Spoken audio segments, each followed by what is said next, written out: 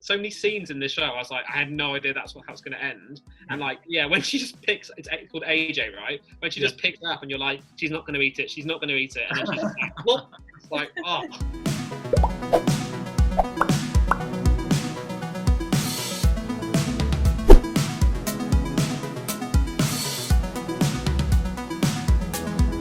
Warning, spoilers ahead. Warning, spoilers ahead. So hi everyone, and welcome to a new video series from Digital Spy. So we might not be able to gather around the water cooler and chat about our favourite binge watches like we normally do, but that doesn't mean we're going to stop talking about our favourite TV shows. So this week, the Hargreaves family are back with Umbrella Academy Season 2. I'm David Opie, I'm the Deputy TV Editor at Digital Spy. I'm Siobhan Thomas, I'm the Picture and Multimedia Editor at Digital Spy. And I'm Alex Griffiths, the Social Editor over at Digital Spy. So first off, just want to know what everyone is thinking. What are our first impressions of Season 2 and how does it compare to Season 1? So for me personally, I loved it and thought it was even better than Season 1, actually. I think it improved almost everything in every way. But what do you guys think? So I really enjoyed it, but for me, I just thought going back to the whole we've got to avoid another apocalypse was a bit weak. I wanted them to really explore like what Vanya done to everybody in the Season 1 finale. I think they did a good job in the sense that it's the same storyline, but it's very different in terms, because the setting change, I think, has a huge impact and helps that for me. But you're right, it is literally, 10 days, the apocalypse again. I definitely agree. Like, I actually loved Season 2 by the end. There was definitely like, at the beginning, I was like, oh, it's a bit slow, like what's going to happen? But I felt like the way they wrapped it up was so good. But yeah, I like my favourite bits in the show, and it was the same with Season 1, are like the family, like when they're all together, or even when they're like, just like when they're having conversations, or they're like dancing, or they're fighting, like when they're all together, that chemistry is so good. And like, it felt a bit like Shai said, the beginning bit when it's like, we have to stop the world, and they're all kind of doing their own thing, felt kind of familiar. But yeah, overall, loved it. Yeah, because you just want the family to always be together, don't you? Because like they feel like such a real family. They're like real siblings who like fuck with each other and are like mean to each other and take the piss. And so there's sometimes like, especially in the beginning, there's that lag, isn't there? You're just like, the pair is great or the individual is great, but like, come on, just get it together. Yeah, and it's like I had so many questions throughout the beginning part of Season 2, because I was like, they've just brushed over everything. It's like nothing happened, but obviously they do wrap it up, as Ali said, and that was the real, like that was the best part of it. Like the bits when, like you said, like the bits when they do come together, like definitely my favourite bits. Like there's a bit in, even when it's just like the little pairings, like I love in shows like this when you get like different combinations of characters and stuff. And like I really like Allison and Klaus's relationship, and there's the bit when they like reunite halfway through the show and they're kind of like so happy to see each other and stuff. Like those scenes really make you feel like, okay, I don't know, like you're seeing some sort of like growth with them. But yeah, at the beginning it was kind of I was a bit like, oh, what's going on? But yeah, those moments, like, or the one where they're all like Klaus, Allison and Vanya are like dancing together in the salon. Like scenes like that are just like, yeah, so much fun to watch. That was a really good scene. That was probably one of my favourite ones. That was just so much fun. It was really cute. Do you think they felt like a pressure to live up to the dance from Season 1? Were they like, we have to get one in kind of thing? Yeah, maybe. I don't really remember the dance from Season 1, but this dance just, trumps it. There are so many storylines going on, in the beginning they don't come together, but I do think they did such a good job of balancing it.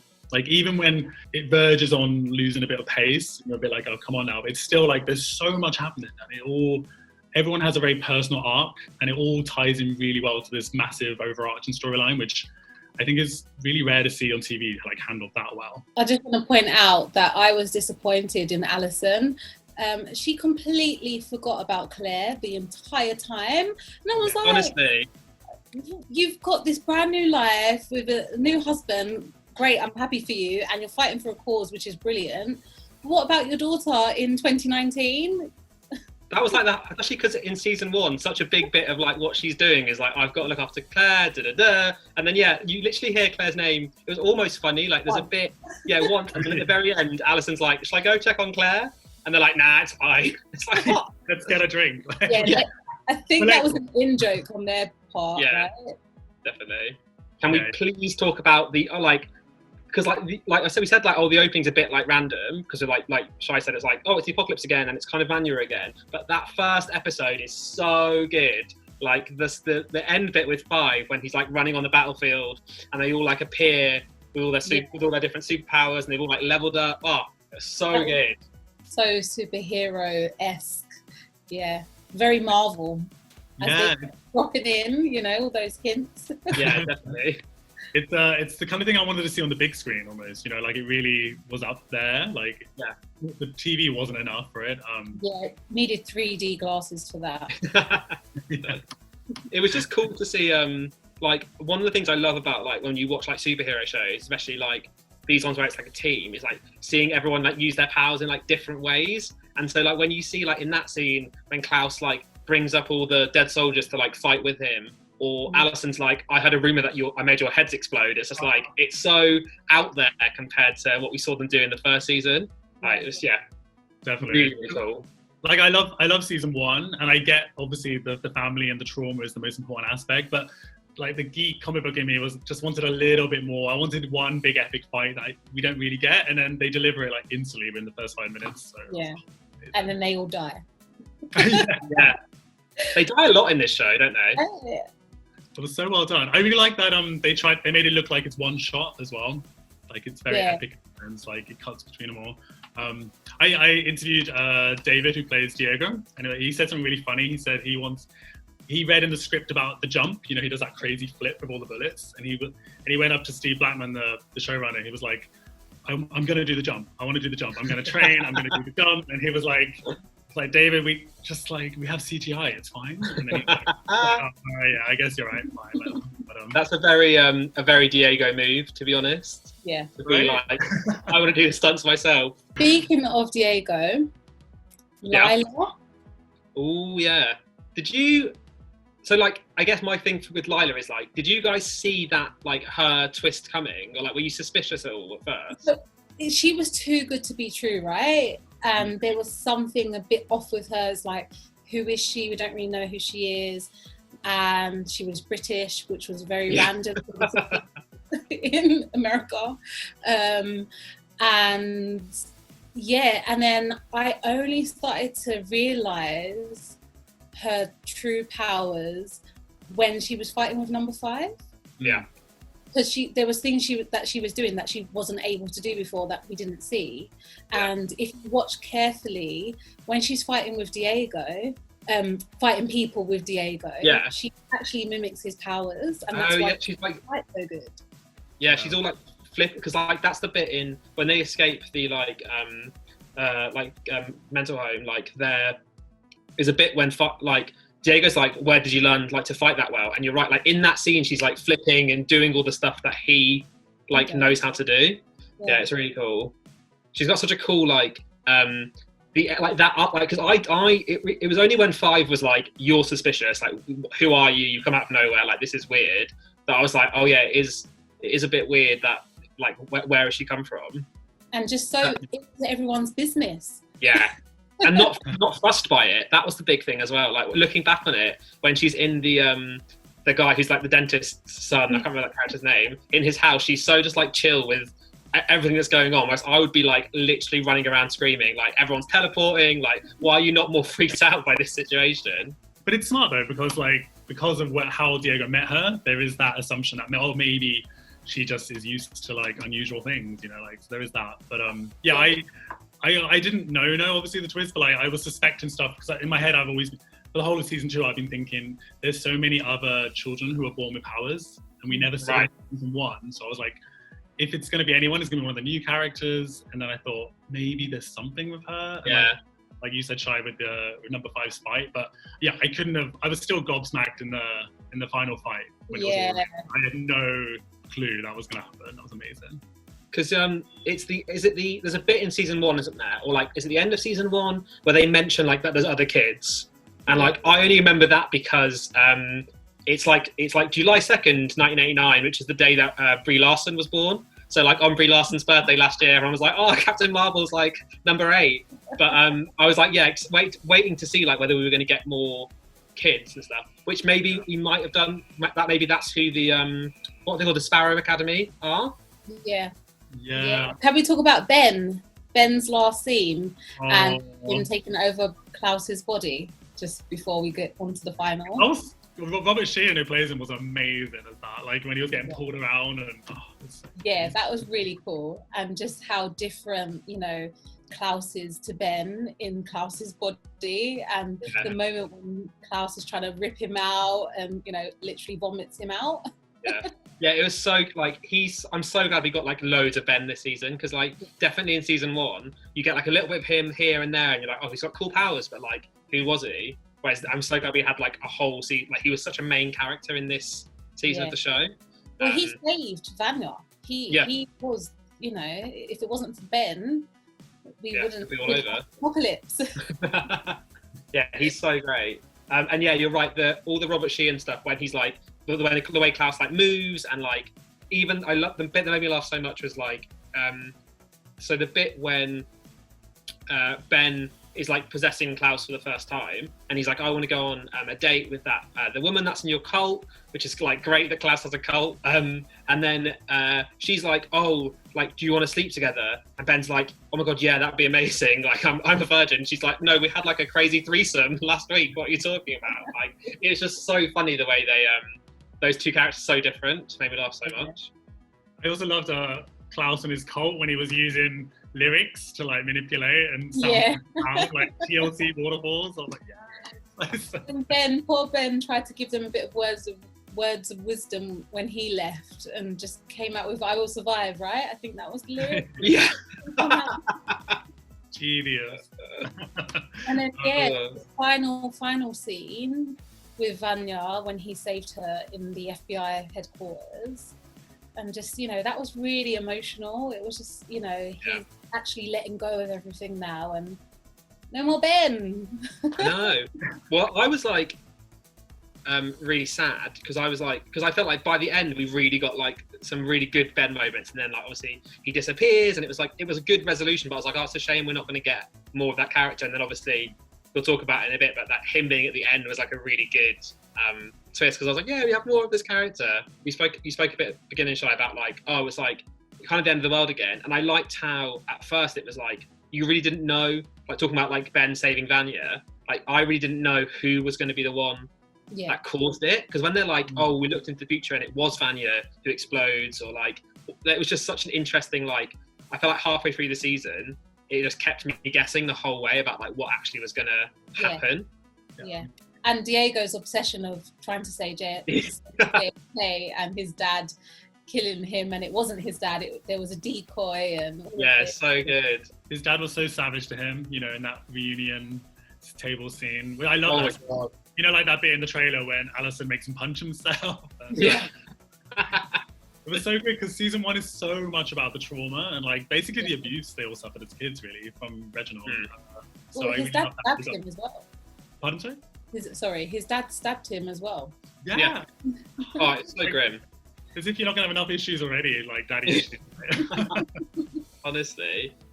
What did we all think of the Reginald stuff in general? Like, because it was cool getting a different sense of that character, and obviously the craziness that happens at the end of his bit when he like takes his skin off, like it was just the whole season had so many like surprises, but that bit was I was literally gobsmacked. Well, if they go from the comics, then he is an alien, like a proper outer space alien. Yeah, legit outer space. And because do you remember, I had to check this because it's been so long since I watched it, but in season 1 there is one really random Reginald scene which basically sets this up, where he's in a bed and he's a younger version of him, and outside the window is like this weird like alien, like not planet Earth kind of landscape, and he has this golden energy. I literally had to look this up, I forgot completely. But so and then they introduced that and then they never mentioned it again, so I guess that was just like a foreshadowing thing for that weird lizard alien reveal thing. Right, which we never actually fully saw, but it was so strange. Yeah, but this makes me think, because you know there's that other mystery as well with Vanya and giving the power to Harlan with that weird orange energy ball stuff. Like when I look back at the first season Reginald scene, he has this energy. So maybe this energy. What's the same color? Yeah, same color, I think. So maybe he created everyone. He created the Umbrella Academy in the sense that he gave them the powers in the first place from some extraterrestrial conspiracy thing. Yeah, it's a lot. Well, could that mean that Vanya's actually Reginald's daughter?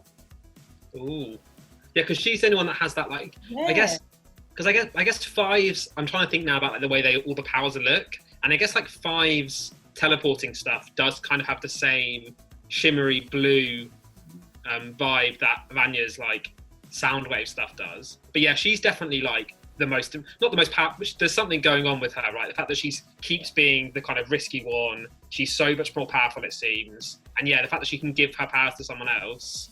It would make sense because he knew that they were all being born on the same day, right? Like, how did he know all these kids around the world were born with powers? Because they went back to the past and told him. That is true. I'm so messed up now. I wanted to go back to Klaus quick as well. I really loved that they brought back the storyline with Dave, the Vietnam War. Yeah. Yeah. I thought that was a really sweet way to tie in, because I felt like in season 1, that was kind of very rushed, his storyline. Like, he pops back for an episode, his love dies, and then basically he doesn't really mention it apart from he has the little dog tags. So I thought it was really nice that season 2 kind of gave that storyline what it deserved. Yeah. Yeah, definitely.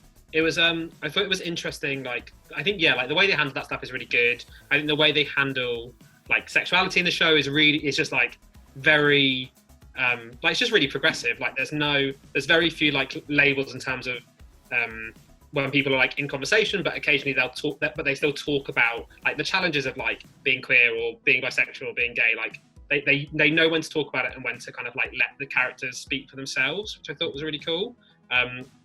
But with Dave and Klaus, what I thought was really interesting there was like at the end when Dave gets on the bus and like how sad that was, and like how it's interesting the stuff that like to kind of bring it back. Like at the end of season 2, they were able to change some things, but not others. Like some bits of the timeline continue on, and some bits kind of obviously have been massively changed. And like you kind of have the thing where Dave gets on the bus still goes to Vietnam, but then obviously Vanya's impacted that little boy's life like completely, and who knows what that's going to cause. So that was really cool. I wonder if that kid's going to be in the Sparrow Academy, like, because he has powers. Who knows? Well, he won't be a kid, will he? He'll be an adult. He might be like one of the trainers, or someone, or he might cause something else to happen, and that's why the Sparrow Academy has been created. And we definitely haven't seen the end of him. Yeah, I hope not, because I really enjoyed Harlem. He provided so much more depth to the show and to Vanya's character as well. Definitely. You saw her really find a family, which is what she's always kind of wanted. That bit when she asked for their help to save him, and they were like, no, sorry, got more important things. And then Klaus jumps in the car, and then they all jump. My heart was just swelling. Yeah. It was so cool. Such a good scene. I was so angry at first because I was like, how can you do this to her again? Like, she's been through everything. And then, I was like, oh my God, they're all together now. Finally. I think that's the thing. Like we said at the beginning, but like that's what I love. I like 2 years on, like I'm now like I love this show, and what I love about this show is those like moments where, like you said, I think at the beginning, David, where like they feel the most like siblings, where they like are annoyed at each other, but they kind of come back together to be like, no, it's fine, we have to sort this out. Like they do have this really good like family. I don't know, the vibe connection, like that. Yeah, that scene where they all get in the car at different times is just like, even Five is there. It's just like, and he's like to Klaus, like, kids sit in the back. Like, it's just such good chemistry. Oh my God, I was horrified when what's her name, Lila, she rumored Allison back, and I was like, I literally thought she might die. I was just like, I can't. She's one of my favorites. I was really worried for Allison, because she's like my favorite character, and she just, when she couldn't breathe, I was like, no, not again. I mean, it gave them an opportunity to make Allison and Luther kiss, I guess, which is a thing they want to keep going. I thought it was really funny when they're like talking about Lila at the end. They're like, she's our family, and Diego's like, we're not blood relatives though, are we? It's just like such a weird thing in this show, but it is funny. So good. I think they make a joke about it as well, the incest thing earlier. Like, Allison, I can't remember which bit, but it's with Allison and Luther. They kind of make an awkward, like, well, we're siblings, but not really kind of thing. And it's like the writers know that it's weird. Yeah. They kind of just want to like have fun with it. And so I love Allison. And I feel like in season 1, she didn't get to use her powers that much, and it was a bit annoying. And then season 2 also did that to an extent. I felt like at least in season 2, it felt like there was a reason, because I felt like she was a bit traumatized by Vanya, and also just wanting to live her life without being a superpowered Umbrella Academy person. But yeah, what did you think about Allison's journey? Well, in season 1, she used her powers against her daughter, right? That's why she didn't have Claire. And her daughter was taken, her ex-husband had full custody of their daughter. So I think that's why she stopped using her powers, as well as the trauma. But I feel like she was right for not using it and trying to do things, especially at that time with the civil rights movement happening, right to not use it in that, for that. But, it obviously got to a point where she had to, because her husband was going to be killed by police. So she didn't really have a choice. But then we also saw a moment where she went back into the cafe and used her powers, but then lost control. Yeah. And for me, I was like, oh, she's borderline in turning evil here, as much as, she's in the right.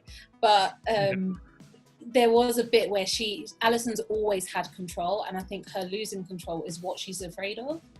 It's like, obviously they're all superheroes, but I do think her power is like one of the scariest in some ways. Like, she's so strong, and she has this like, because of what she can do, it's like, it's like the character is like so tempted presumably all the time, because it's like she can kind of get whatever she wants and do whatever she wants, and it's like it's that temptation for her, right, of like, can I just kind of do things the way that I should, or should I like bend the rules with this ability? I thought it was really, the bit that broke my heart was when she does the rumor ability on the police officer, and then he walks away, and then her husband is like convinced that she's like a spy, and they like have to have the civil rights meeting without her and stuff. And it's just like, that bit when he doesn't trust her is like, because like he's all she's got. It's just like crushing. Speaking of heartbreaking with her, I thought it was really powerful, the whole protest scene that we touched upon a bit there. Like, I thought it was a really good opportunity for the show to do something more socially relevant and actually explore that. Because it was just horrendous watching the way the white public were treating them and dealing with segregation. And she got it as soon as she landed into that era. It wasn't like it happened a few days later. As soon as she arrived, and that would have been what it would have been like. It's I thought it was good as well, because I think like so often with like time travel stuff in TV and movies, and like people talk about this before, but like in fiction, when it's like go back to any time you want, and like I think for lots of people, like for like black people in America, for like any like marginalized group, like the idea of like how amazing time travel is actually like really limited. It's like, oh, it's amazing, except if you look like this, or you're attracted to these people, or you just like this, you know what I mean? It's and I think the way the show was like, we're going to take you back to the 60s, but it's not going to be just like fun and games. It's going to be actually the 60s were bad, and like these are the challenges people were facing. I thought that was really like a really good decision they made to address that stuff.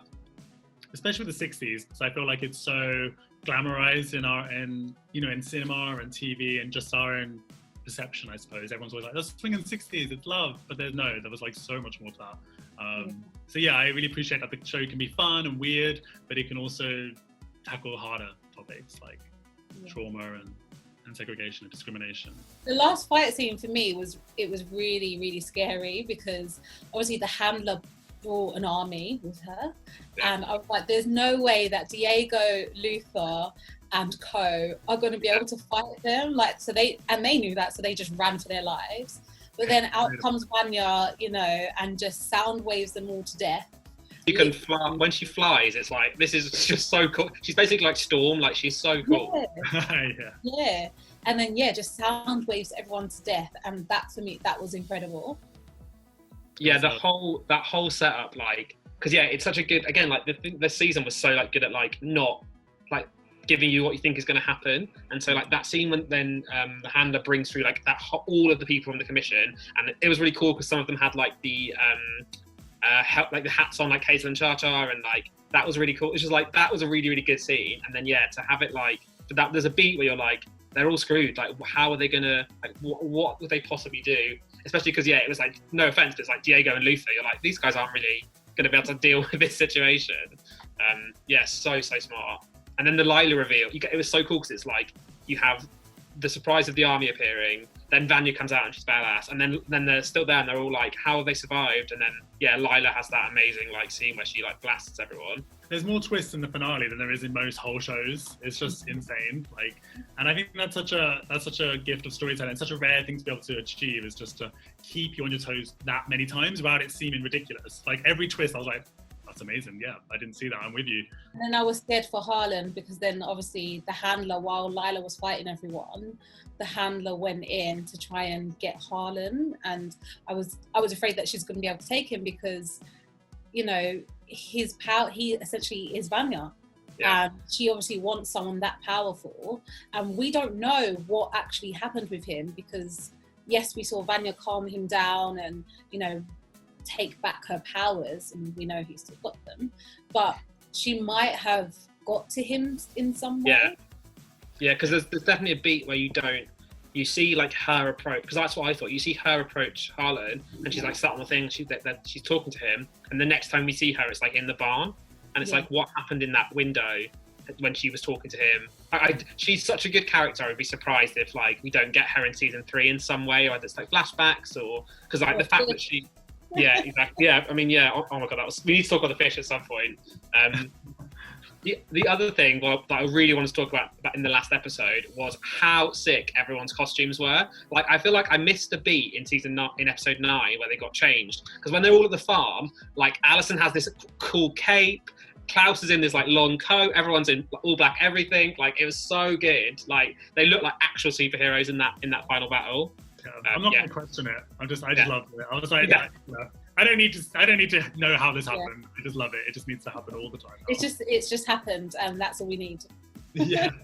I had another thing I wanted to mention about the handler as well, because I really like as well how it mirrors how she chose Lila in a sense. You know, like pushes the parents aside, sneaks in, tries to win them over with her really messed up charm. But she is so charming though. Because I also want to talk about her costumes and how phenomenal she looked in every single scene. Completely different, but always exceptional. That was. There's an episode like halfway through where she's clearly being like fitted for some sort of ceremony, and she's got like armor. She's got like gold armor on and like a huge neck thing. I'm like, what? Where did you get this from? Who made this for you? Yeah, when she was becoming the handler again. Yeah, that was so cool. That was such a coronation. Yeah, right. They got serious budget, the commission. Like, they look phenomenal. It's just, and the goldfish too. Like, how the goldfish died was so messed up. So, there was a moment though where the goldfish was flapping on her chest like this, and I was just like, wait a minute. All of that, like. Again, we said it a lot, but like there were so many scenes in this show. I was like, I had no idea that's how it's going to end. And like, yeah, when she just picks, it's called AJ, right? When she just picks it up, and you're like, she's not going to eat it. She's not going to eat it. And then she's like, what? It's like, oh. I mean, why didn't she do that in the first place? He was, you know, that fish was clever. He was making little, you know, signals with the stones in the bottom of the bowl, and you know. He was such a clever fish. Also, very clever fish, very weird character. Like, because he's in the trailer, and I was like, "What? Who is this like weird fishbowl man?" And then it's like you never. I love how that's another thing where it's like you never get an explanation really for how he's like a fish, but it kind of does. And when he's like, it doesn't really matter, and he's just so every scene is in is just like hilarious. Like when he's like smoking through the little vent, and he's like blowing smoke rings out into the fishbowl. So funny. I love him. He's in the comics, but as far as I can remember, they don't explain him at all either. There, it's just a fish in a bowl with like a body, like just hanging out. It's so good. So funny. And then, like another thing on the finale episode, the final, is obviously we've touched on it briefly, but number 5's, you know, life-saving scene where he does use his powers properly for once and moves the thing on by seconds and, you know, resets the deaths. So good. And I was so shocked. Like, I know this kind of show, I knew part of me probably knew they weren't all going to die. Obviously, that's not what happens. But I was honestly like, because you don't see it coming, when she just shoots them all and then shoots Lila, I was honestly like, I had no idea what was going to happen. I really thought it was, I was like, I kind of figured, oh, maybe 5 will do some time travel stuff. But yeah, it was such a shocking moment. And yeah, so cool when he like kind of reverses it all. It was really well shot, I thought, in that sense, because, you know, normally with these kind of things, you'll see the handler approaching and you're like, oh no, it's coming. But like literally, it just, everything's fine. And then there's a cut and boom, they're dead in 3 seconds. So yeah, I screamed when they all got shot. I was like, oh, you know, it was such a surprise. And then I screamed again when one of the triplets came in and killed the Oh, yeah. I'm gagging for that whole finale, honestly. Yeah. 45 minutes, could not breathe, loved it. But, Well, I live with people that obviously who watched it ahead of time, and I live with people who are definitely going to like watch it this weekend or when it comes out. And I literally I kept like looking around the corner, being like, I need to turn this off immediately. And then when that happened, I literally was like shouting in my living room. And my boyfriend ran in, he was like, "What's going on?" I was like, "Don't look at the screen, but it's really dramatic." Like, we should talk a little bit about the Swedes as well, speaking of, because they played quite an important part. So for me, so I love the season, but for me, they were the weakest part. I thought it was a bit dull, and I get that they had to do something different to Hazel and Cha-Cha. You couldn't just have another eccentric, crazy pair with cool animal masks. But at the same time, it was they didn't really speak much, but I didn't find it menacing. I just found it kind of boring. But what did you guys think? Well, first off, they killed their own mother. So that I was a bit like, okay, they clearly just don't care. But yeah, I get what you mean. They were a bit boring, and I think that's why the producers decided to kill them off quite quickly as well. Because in the end, we were only left with one, and I think their sole purpose was to kill the handler in the end, because they realised that she betrayed them, and you know that's the reason why he has no family. And then he left finally on Klaus's cult bus, which was great. Yeah, so funny. I think they suffer. Like, I think they like, it's weird because they don't talk, so you're never like given that much to go on. And I think the idea of them is probably like really cool, and probably in a purely like visual form, like in a comic book, then maybe they work a bit better because they're like 3 like kind of strange looking like platinum blonde, very tall, kind of silent men. Like that's quite a cool image, but like character-wise, because they weren't very interesting, and because Hazel and Cha-Cha are such good characters, and like you can't replace Mary J. Blige with like these 3. It just doesn't work. And like I think the show suffered because they kind of did the Hazel and Cha-Cha role, but it was these 3 guys, and they were just nowhere near as interesting as those 2. And so I was always in my head like, oh, I kind of wish we had somehow had them back. Yeah, we had a bit of Hazel at the beginning. Oh yeah, at the very beginning. And a very quick recap of like his love. I've forgotten the woman he was with. But he was like, yeah, we had a good time. We died, and then he died, and I was like, no, Hazel.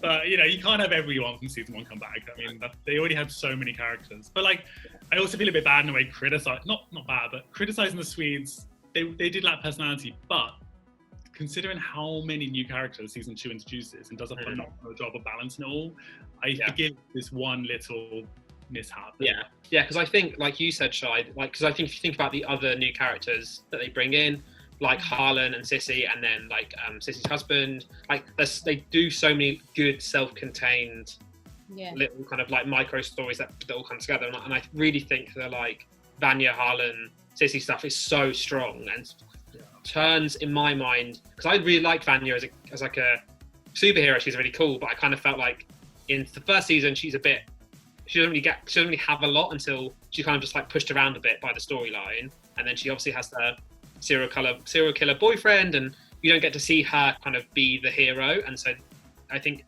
her role in their life, in Sissy and Harlan's life, was like really cool because she got to kind of be the hero for them. So they managed to do that there. So yeah, I get what you mean. I can kind of forgive a couple of like less interesting characters. Vanya really deserved that story too. You know, like I think fans are gonna be very happy she got a redemption, because she was treated so hideously by everyone for all her life. And then that horrible ex-serial killer boyfriend you mentioned, like I couldn't stand him in season 1. So yeah, I was very happy for her. And also having Ellen Page, a queer actress, play a queer role is always important, always great to see that authenticity. So that final scene with the huge Sparrow Academy reveal, what were your initial thoughts, first of all? Because I was just gobsmacked from the second it happened.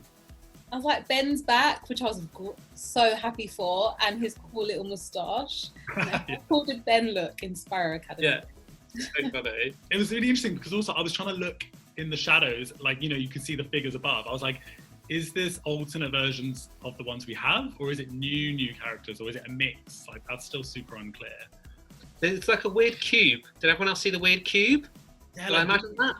Green cube, right? Yeah, strange green cube. I wonder whether, because like, so when we think about like, what might happen in season 3, I wonder whether, I was thinking about like who that group, so who the Sparrow Academy, this kind of like new Umbrella Academy group will be. Maybe they'll be like, because Reginald met our heroes in the 60s and he kind of like didn't like anything apart from 5, maybe he makes the choice to like recruit completely different people because he's like, or he changes them completely because he's like, I don't want them to end up like the originals did, because they were failures in his mind. So he's like, I'm going to do something completely different and like get this weird cube person and keep Ben alive. And yeah. So I thought that he recruited them to fight them, because he knows they exist and they have all these powers. So I thought he knew that they'd be coming back, and they'd be coming back to that house because they literally told him everything. And I thought that he recruited the new Sparrow Academy to fight the Umbrella Academy.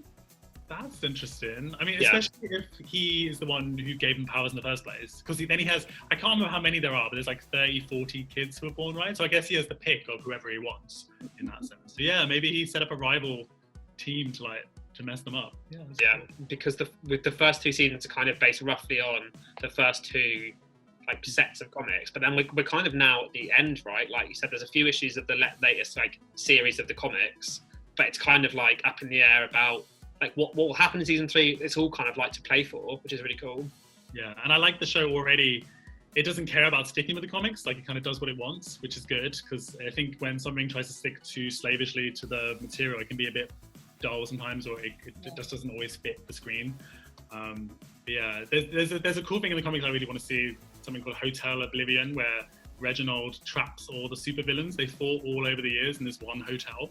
So maybe some of them are in the Sparrow Academy, like who knows? I would also like to see them go full on, you know, Marvel and fight a Thanos type character, you know, that going back to that episode 1, you know, moment where they were all fighting and all using their powers to raise it. I think we really need to see that in season 3 now. Yeah, I want to see like their like X-Men phase, basically. Like I want to see I want an episode of them like fighting a bunch of bad guys and like giving us like some real pure superhero stuff, because I feel like we get teased with it every, like both seasons we've had like a bit here and a bit there. It'd be really cool to see. Well, they've already got the black leather, so that, you know, they're halfway to X-Men, right? Speaking of season 3, David, do we have any idea about when or where, like when do you think we'll know about whether we're going to get a season 3, or like, what's your read on that? So with season 3, so normally Netflix, they like to take a month or a few weeks to renew it off once the show's already dropped. So maybe by the end of August we'll have an idea. Although, because Netflix, they love to renew the biggest shows. You know, a lot of shows get cancelled early, but things like Stranger Things and also now Umbrella Academy, I would say, are definitely a safe bet.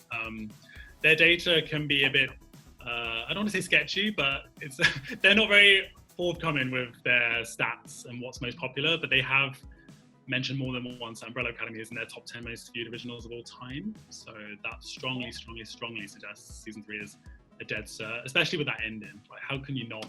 Yeah.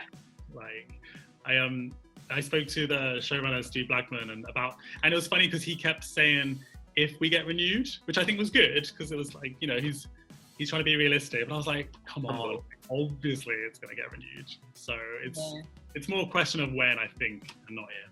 So that's all we've got time for, chatting about Umbrella Academy Season 2. But now we want to know what you guys think. So please comment, like, and subscribe below. And let's all keep chatting about it until Season 3 comes, because it could be a long wait.